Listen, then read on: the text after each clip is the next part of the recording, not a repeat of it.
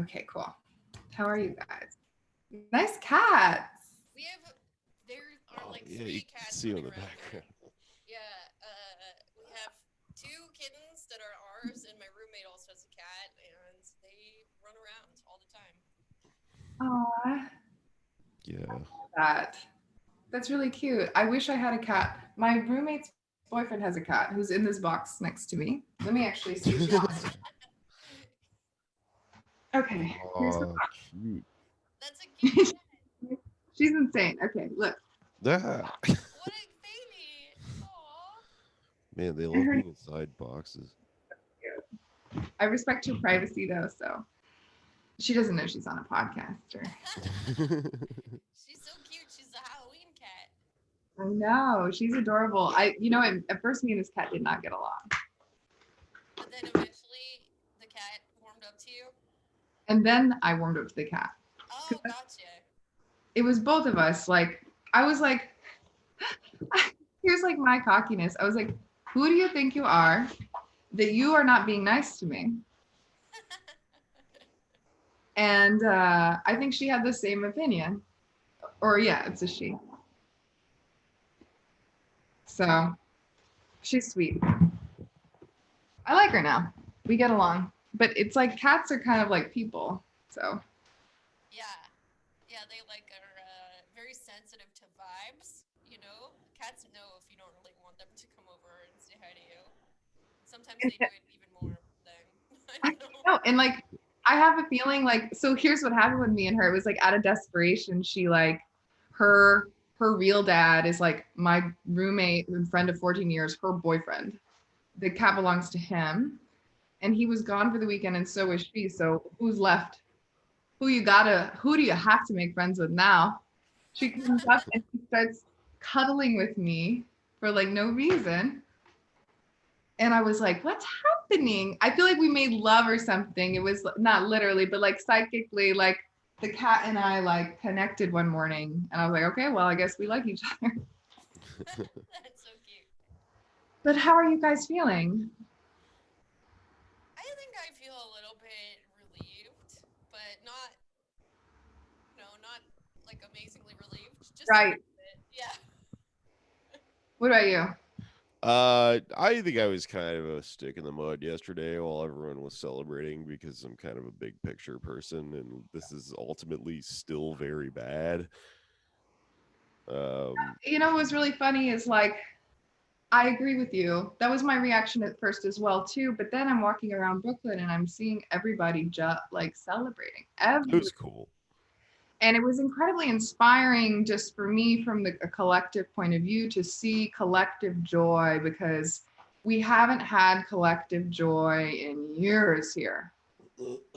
Everything changed when Trump got elected and then COVID happened. And it's like, Jesus Christ, give us a small win is a big win when you're like on the way to the right place because Biden is not the destination. He's like first base. See, I guess if I thought that Biden was like a step in the right direction, I would probably feel a little bit more at ease, like going out in the street and partying and stuff. And I did like pop a bottle of champagne in the street yesterday and stuff, and, like have a good time and shit. But like, there is very much an argument you can make that this is kind of like there's a lot of bad outcomes from electing like a center of the road liberal Democrat that'll probably I mean probably is a bad word, nobody fucking knows, but like in my mind it kind of seems like it's very likely that this will just result in like something like a Trump but more effective and more less chaotic next time around. Yeah, it's so scary. Like I was like, well, I'm not gonna say this out loud, but I wondered why Trump hadn't been assassinated. I was wondering. Yeah. It seems like everyone should hate him, and usually that's what happens. So I was like, well, obviously that's a terrible outcome as well because Mike Pence is like a scarier Trump because Mike Pence like is like repressed gay, um, dom, mortifying. Like I'd be terrified to be his wife. I'd actually wouldn't mind if I had to be Melania, I could do it. I'm thrilled I don't have to be her though. I always hope she's hooking up with someone else at the White House. She But seems like I don't know. I mean, obviously you never know what goes on in people's personal lives, but their marriage seems completely sexless to me, yeah, and she seems like she's just like on her own track with I think you're right, dude. golf and her kids. I think she's not horny and neither is he. And that's just what they do together. They just are together. He is like aesthetically and she is aesthetically what they think is cool. Like he loves Russian shit, like always has. Like you look at his sense of taste in interior decor, it's literally like the corniest idea of Russian decadence you can imagine. And same with Melania. But Melania is sexy though. Like Melania is really hot. I find her hot, kind of. Well, yeah, she's a Slovenian model, like a Yeah. supermodel that he just went and got from a country where you can buy like a woman. Yo, he did mail order wife with her. Yeah. Like a really advanced mail order wife with her. I think she was here already. I think she No, was in the United States for modeling. you know what I mean though? I mean, like he did, like if he had less power, he would have been one of the guys who did that. But he has Yeah. power, so he can just. I think we know someone who did that. I'm not gonna say his name. I'm not gonna That's say his enough name on the problem. podcast, but we know I mean, a depending comedian on how who you got a treat her. mail order wife. Do you know about her statue that they No. so the town that she's from, it's like a small village. When she was elected, when he was elected, and then she became the first lady.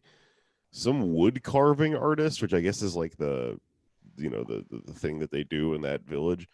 He like carved a Melania statue out of wood and then put it in the center of town. And like people there don't like her, but I think that it became a tourist attraction because it's like their claim to fame now. So there was this wood carving of her, and it's very blocky and weird. It looks like a Lego person, and people defaced it by like painting a weird face on it and then setting it on fire, like a like in the last year or two. So he had to come out and like cast it in iron and replace it with like a bronze version of the wooden statue. So there's this weird blocky like Melania statue in Slovenia in this small village now that looks like it's got one hand in the air. It looks like satanic. It's fucking weird. Oh my God. Yeah. I really would love to see what that looks like. I can't wait to look it up later. It's very odd.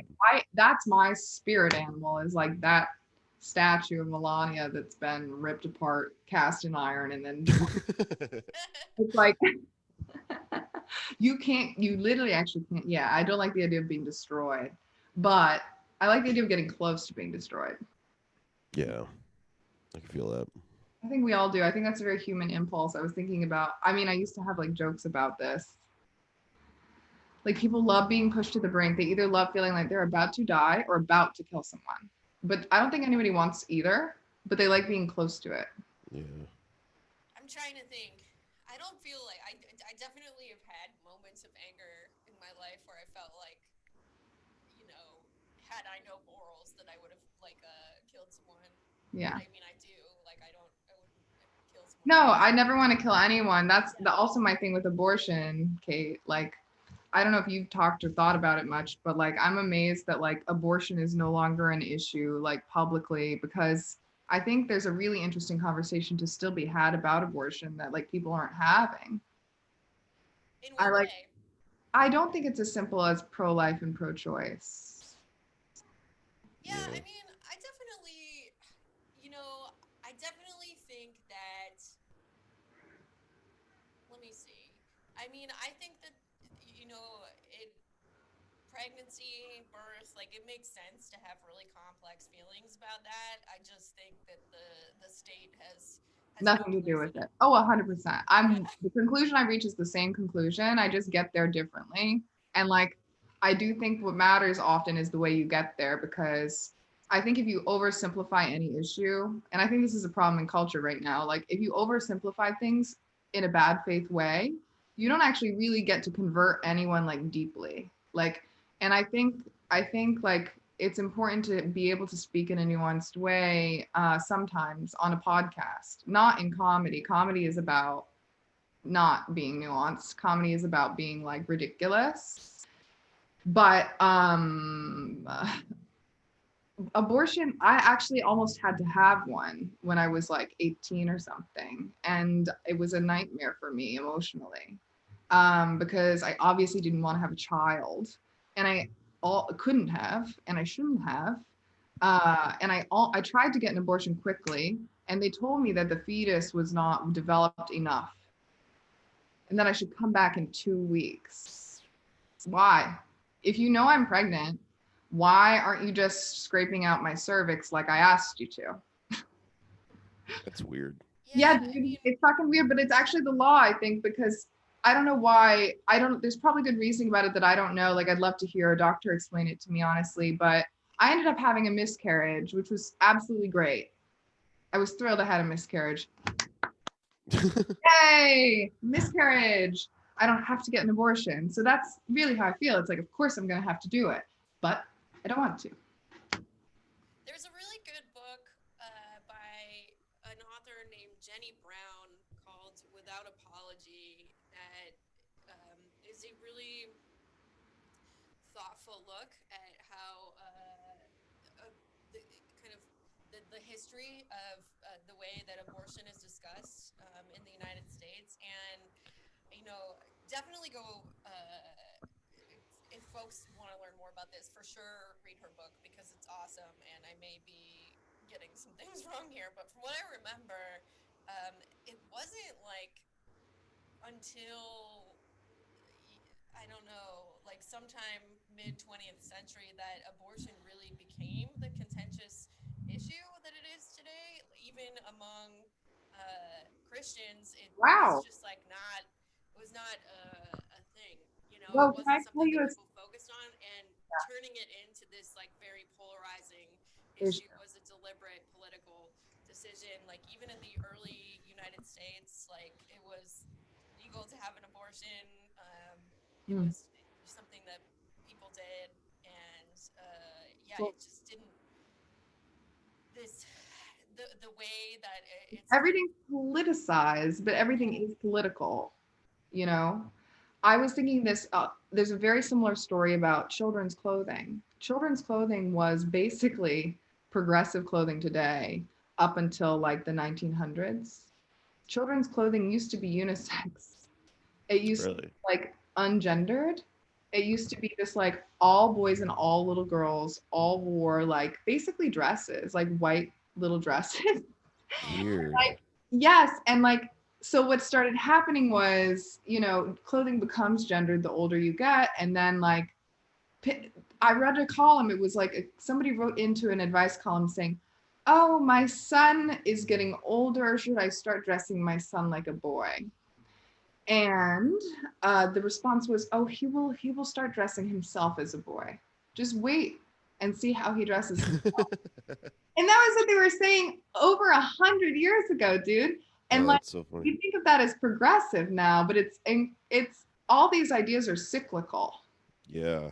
Is that that that's probably around the time that the pink and blue thing happened, right? Because they switched Well, they do the it so they can sell clothes, right? So yeah, there's a market incentive to create this problem for people to solve. right. Oh, nobody can know my child is a girl, and they need to know the child is a boy.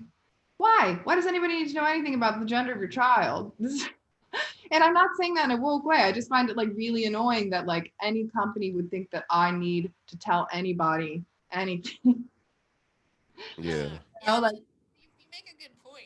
It's like why why do we need strangers to know and, your and fetish? conversely, like I'm not like against gendering things. Like I have a gender for real, and I respect if people don't, but like I have a gender. So if you don't like that, that's a you problem. I like identify as a woman and I'm pretty feminine. Maybe you can't tell because I'm yelling, but I'm like, I get really offended when people like act like I'm regressive for like just having an identity. Like that's the whole problem is like people should be able to do whatever they want within reason.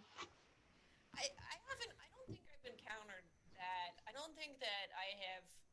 I mean, I'm trying to think. I don't think I've ever. I mean, because I also, I'm cisgendered and I identify as woman, and but I don't think.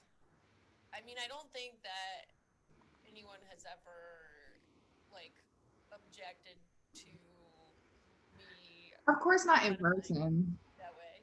But But people I think do take like heterosexuality as an affront to homosexuality when they don't need to, like because you hear it all the time basically, like but also you hear complaints from heteros about gay people too, the queer agenda or whatever. What the fuck? But also like the hetero agenda also is a thing, but like I don't know, like I'm not oppressing you, so leave me alone. That's how I feel. Because I don't know, nobody's doing this to me. It's just I see it in culture. And so when I see it playing out online, I feel like attacked or something, I think. You know how it feels when you relate to the internet too much? Jesus Christ. well, I mean, I identify as bisexual, so I'm really just I think everyone hates bisexuals, except for maybe other bisexuals. Yeah, shit or get off the pot or whatever.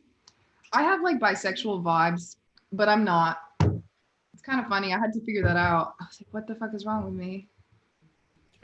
I also used to think I was maybe in love with my male friends, but I actually wasn't. I just like love them as friends. Yeah, yeah. So that one's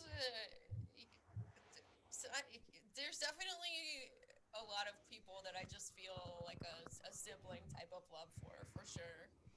I could Like never. deeply sibling like. Yeah. Yeah. Sometimes that happens too after you hook up with someone a few times, like they become your sibling. Yeah, yeah. Especially when your parents adopt them too. You know? Really? No. I was like, holy shit. Is like making noise. Have you guys been doing stand up lately or what have you been doing creatively? I've been doing some outside shows and some Zoom shows, kind of a mix. A few shows probably a week. Definitely at a different pace than before COVID for sure. I've been doing Zoom shows a bit. I haven't really done any outside stand up. I think I'm gonna do like one show probably before everything shuts down for the winter. But uh no, mostly with COVID, like I was doing so much stand up and was so busy with it before the lockdown happened that I had, I think, no problem going into lockdown and then just like moving all that energy in different directions and getting into other projects and stuff and just working on like podcasting and reading and stuff. I agree because the problem with me is like I actually prefer in person all the time. Like I love stand up, but I'm like it's actually not the best form for me as a creative to grow. The internet is much better for me. Yeah. I like I le- I love stand up, but the career part of it where there's like this required inertia, in order to be a comedian, you have to constantly be doing it. And if you stop, you are relative to everyone else quitting stand up, right? Because everyone else keeps going while you have stopped for a week or whatever. That like fact about it sucks, but it makes it to where it consumes a lot of time, and there's just only so much time in a day that you're, or in a week or a month, that you're like able to do certain things. It functionally eats up your ability to have like any other projects in your life. It's very monolithic, and I was kind of oddly really excited when everyone had to stop at the same time, because it means that if you want to do something else right now, you're free to do it without the guilt of like, oh, I'm falling behind everyone who's, in That's comedy or whatever. good for me because I did that guilt with myself so much. I was like, I have a day job. It's hard and demanding. I can't be out all night. I love to drink. I shouldn't be drinking. This is something I just learned. You want to hear something really bad I did a few days ago? I Yes. accidentally walked out and heckled somebody I love. You what? You heckled somebody? I heckled a comedian. What, like a live show? What happened? I don't remember. I Oh apologize man, the next day. comedian heckling another comedian. That's Well, how do you know that That's you why I can't be drinking, guys, because that's not appropriate. I don't understand why I did that. I like the comedian.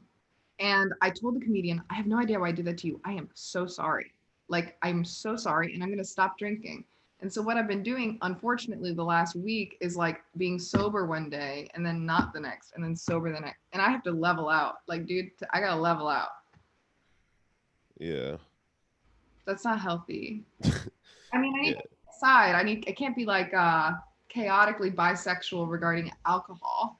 I have to like decide to stop drinking or decide to continue but be reasonable, and I think the answer is to stop. I didn't drink for 10 years. What? Yeah, I did not drink for 10 years, and When you were a child? Just no, no, kidding. no. And when I was in, I mean, recently, the last 10 years, yeah, I did like 6 years, no alcohol, no drugs whatsoever. Then I started experimenting with psychedelics a little bit and occasional marijuana. Um, and then I decided to try and see if I could drink alcohol in moderation because I wasn't really sure if when I was like younger, if I was just like being like a chaotic 20 something and I'm like trying it out, but I mean, I don't feel like I really missed anything by not drinking. I had a good Oh, time. like I was a kid and I didn't drink and I had a great time. And I think that's a thing. I think I use alcohol, unfortunately, both to celebrate and to cope. And sometimes when you're doing both at once, which is what happened to me, I think that night that I heckled that guy, I was having a good time. I was not upset when I arrived. But I think under the current, like the political climate right now is really hard. And like I was going through some personal stuff and that was hard. So I was like definitely under the surface dealing with a lot. Even if I thought I felt good, I was actually dealing with a lot. So it was not a good idea for me to drink on that night. Yeah, that is definitely a thing with drinking where like I think the bad thing about it is kind of the same as the good thing about it to where Oh, like it just becomes very like it kind of puts you in touch with like whatever you're feeling at a deeper level, and I think that like it makes it like easier to express yourself in some ways. It removes the filter, but you know, that's a good and a bad, right? Because sometimes it's like not sometimes you productive. don't want the filter, but we have a filter for a reason. I Yeah. filter. Also, with COVID, like all the abstraction has been taken out of drinking. Like it used to be that you would go to a bar and there would kind of be this social ritual around it where it was happening, but it was happening in the background of like hanging out, But like now, with things being very much more individualized, you really have to go to a gas station and buy a beer and then look at it and go, what am I doing and why am I doing this twice a week or 3 times a week or 7 times a week or whatever? It took enough of the mystique away from it to kind of make it more obvious, like what you're coping with or whatever, which is also part of life. Like it's fine, but it's just weirder to look in the face every time you do it. I know. And both my parents are pretty stubborn and independent, and they drink both to cope and to celebrate too. And I would not describe either of them as a alcoholic, and they're very high functioning in terms of like their ability to get things done. My dad's a doctor, my mom's a nurse. They work really hard, but I noticed I was like, oh, both my parents can and do drink alone, and now so do I. And sometimes I don't. I drink in moderation, but sometimes I don't. And I know it's true for them as well. And I don't know. I just care a lot about taking care of myself. Like Yeah. so much because like if you don't take care of yourself, no one else will. That's the reality. Yeah. That no, that's definitely true. Also, I have a question. Can you hear our cat yelling or No, okay, good. It's not coming over the mic. Okay, good. we had to, she was making a lot of noise in here, so I threw her out, and now she's screaming at the door because we're in here, and she's not allowed. Yeah. Yeah. The cat's getting drunk. She's coping. Yeah. She's coping with her own quarantine from Yeah. the I mean, podcast. just like kind of like back to the like taking care of yourself thing. It's like I think that one of the things that's been really hard for people about the pandemic is like, I don't know, at least I have felt at certain points like a complete like, what the fuck is the point of taking care of myself or being, productive or whatever? Because it's like I used to be, I used to What are your reasons for that now? clothes every day, and now it's like you can just stay in your pajamas all day. You can just like, sort of like let yourself crumble if you want to. I know. But then I think I did that for real for 2 months. Yeah, I did that exactly. for real. February and March. I think I had 1 or 2 outfits, and that people would be like, you